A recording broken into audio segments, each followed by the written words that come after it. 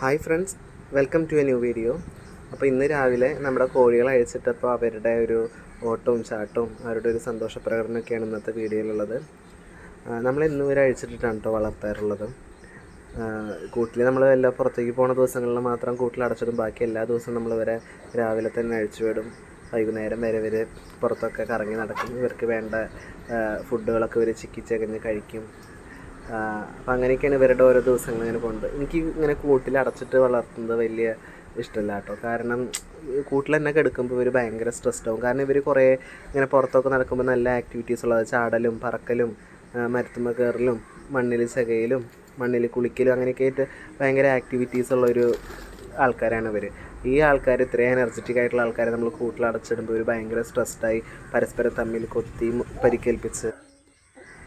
അപ്പോൾ കൂട്ടിൽ കിടക്കുന്ന കോഴികളെ കണ്ടാൽ തന്നെ അറിയാം അവരെ മേത്ത് തൂവലൊന്നും അധികം ഉണ്ടാവില്ല. കാരണം പരസ്പരം കൊത്തി തൂവലൊക്കെ പറിച്ച് കാണാൻ തന്നെ ഒരു ഭംഗി ഉണ്ടാവില്ല. അവരെ അത്രയും സ്ട്രെസ്ഡായിട്ടാണ് അവരതിൻ്റെ ഉള്ളിൽ കഴിച്ചു കൂട്ടുന്നത്. നമ്മളെ പിടിച്ച് ഇങ്ങനെ ഒരു മുറിയിൽ അടച്ചിട്ടിട്ട് ലൈഫ് ലോങ് അതിൽ കിടക്കാൻ പറഞ്ഞാൽ എങ്ങനെ ഉണ്ടാവും? അപ്പോൾ അതുപോലത്തെ ഒരു അവസ്ഥ തന്നെയാണ് അവർക്കും ഈ കൂട്ടിൽ കിടക്കുമ്പോൾ അനുഭവപ്പെടുന്നത്.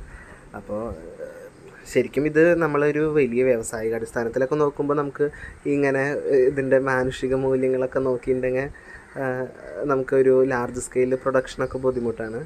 പക്ഷേ ഇങ്ങനെ പെറ്റ്സായിട്ടൊക്കെ നമ്മൾ ഇവരങ്ങനെ വളർത്തുമ്പോൾ നമ്മൾ ഇവർക്ക് ഇവരുടേതായ സമയം കൊടുക്കുന്നതാണ് നല്ലത്.